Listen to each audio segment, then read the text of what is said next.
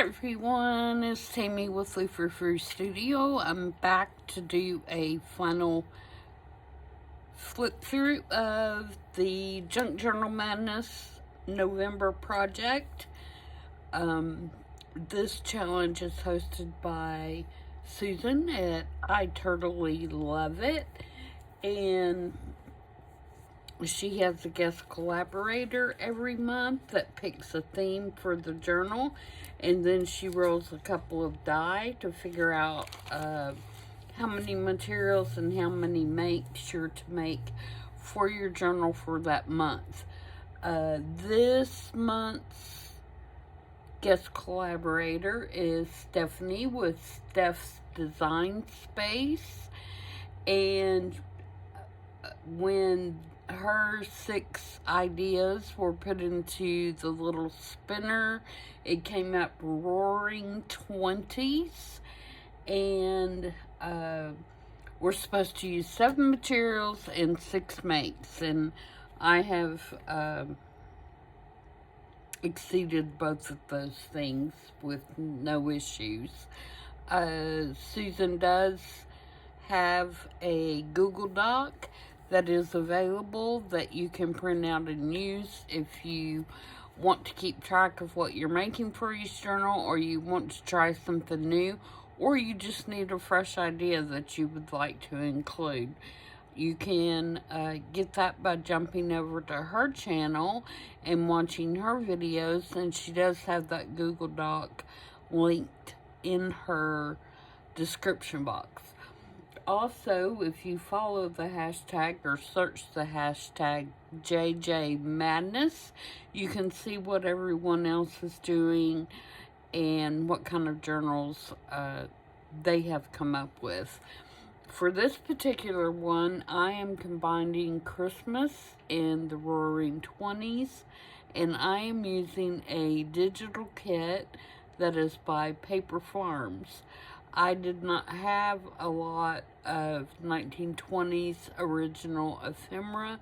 I do have a few things, and I've included them in the journal, but I am more into the 30's and 40's, and so a lot of my ephemera is from that period,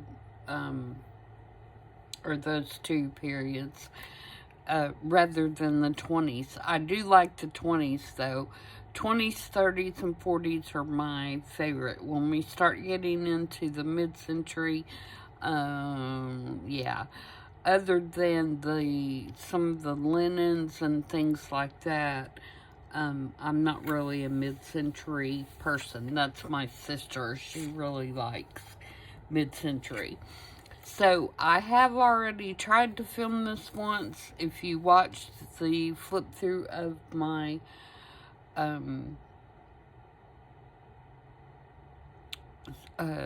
project for Sweet Pea Curiosities, sorry, my mom went blank, you will have heard that I discovered that my camera was crooked when I was filming this one.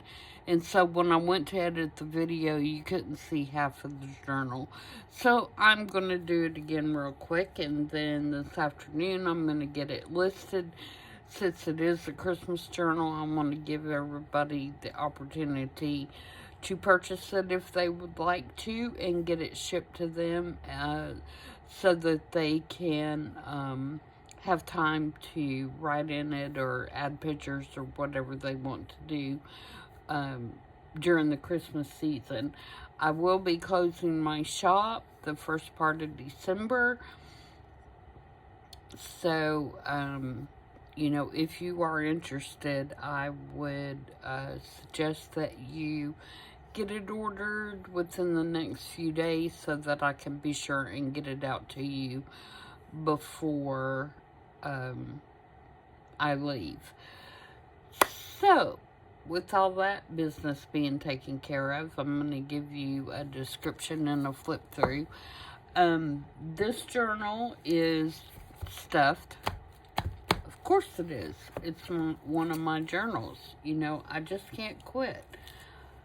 I just can't quit.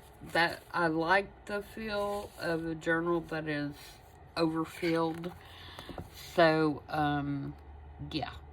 But a lot of this is removable, like I always say in my flip throughs. So if you want to take things out and put your own things in and then save the ephemera for another journal, you know, go for it, because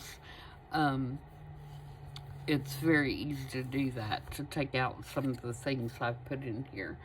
So this particular journal is 4¼ by 6, and it is 1¼ inch thick, and I did measure it from the thick edge. And it is the actual book itself was a school book, required reading for high school English, and it is dated October 3rd, 1923, so I did not cover any of that up. It is a copy of A Tale of Two Cities. The spine was already coming off the book block, so I just removed it and sewed in my own signatures and made the journal. It has 2 signatures and 70 pages total, I believe. Okay, so here we do have an original 1920s photograph from an album that I got at an antique store, and there's a pocket there. This trim I purchased in Germany. It is like a upholstery, some kind of upholstery trim, but I thought it gave kind of that fringe effect, so I put a piece down here. This is just an embossed piece of like stationery paper that I just folded and put in there, so you could write on the inside of that, plus you can write here. Over here we just have some little embellishments. Again, you're still gonna have, even though I have it stuffed so full, there is quite a few writing spots in here. So I'm not gonna describe what every single thing is. I mean, I'll kind of flip through and show you how everything works, but I don't need to say this is a journal card, because obviously, you know, it's a journal card. These little articles are from, I have a book of our local newspaper that was celebrating 200 years or something like that. And they printed a book. It's a big oversized book, and it had all the headline pages from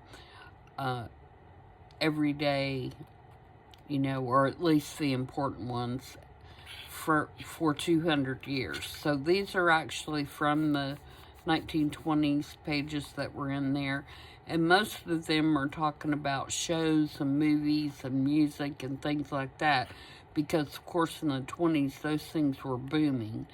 And so I cut out a few of those and placed throughout the journal.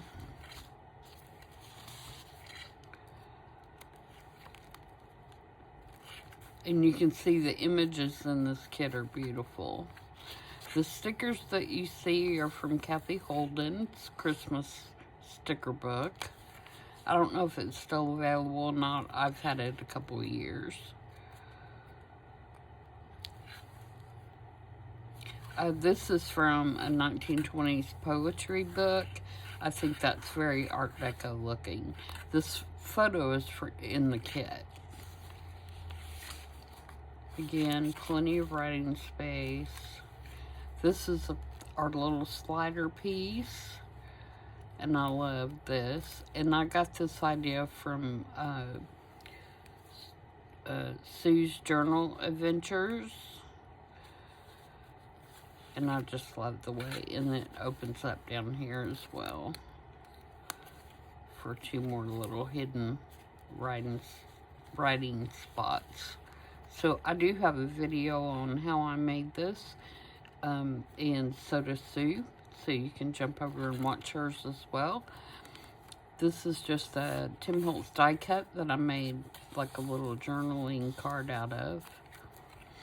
Looks like a Christmas ornament. Little up tuck here with the tag in it. Or corner, I guess you can call that a corner tuck.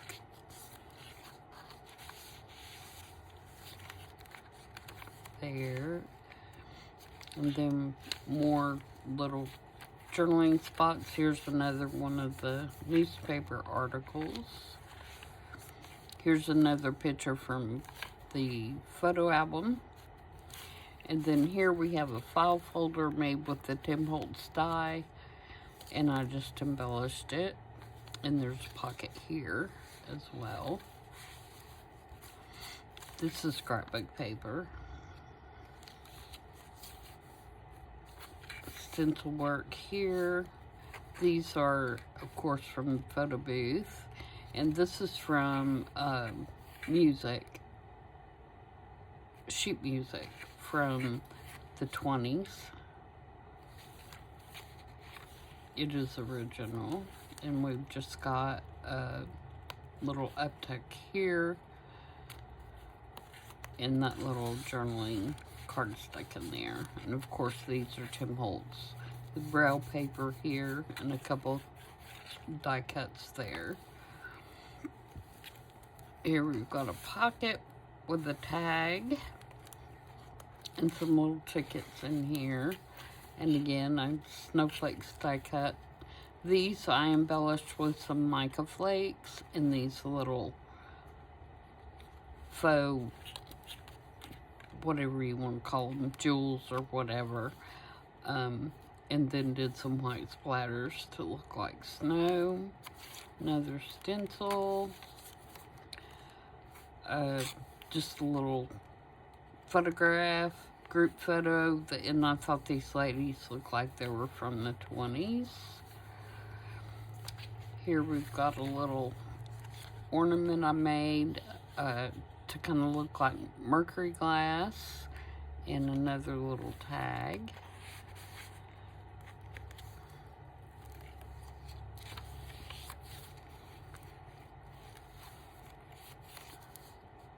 Here's some more from the newspaper. This says, Flapper Fanny says. I don't know who Flapper Fanny was, but I thought that was funny. And then back here it's got Hoover and Smith. It's got for president, and it's got all the election stuff back there. Tim Holtz paper doll and Tim Holtz die cuts. Again, I used the mica flakes and a little bit of brow paper on there, and there's some German text in the background. Another photo booth, a couple more stickers from Kathy Holden. We've got a little pocket here. And then over here, we've got a tag here in a pocket, and it flips out. And then over here, we have another pocket on this side, little star embellishment here, and there's a pocket here as well. And I didn't put anything in either one of those pockets, but I think we've got enough in this journal, so you can move something over to that, maybe, or add your own.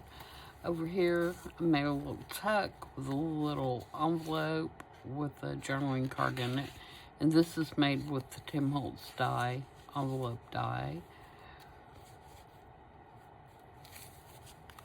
And then this is a window envelope, and that large journaling card is down in there.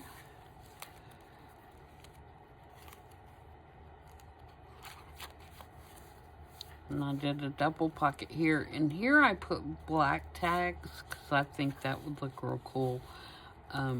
Writing with white ink on them, because this music paper has the notes and stuff in white. So that's just a suggestion. Here we have a belly band made out of another one of the newspaper articles, and just a little journaling card in there. And then here we have a little double pocket. We have that goes in there, and then that is behind it. Just little journaling spots here and there. Here's another one of the articles. Here we've got a pocket with a journaling card. And then here, this I think is one of my favorite tags I made for the journal. It's got these cute little mittens on it that are sparkly.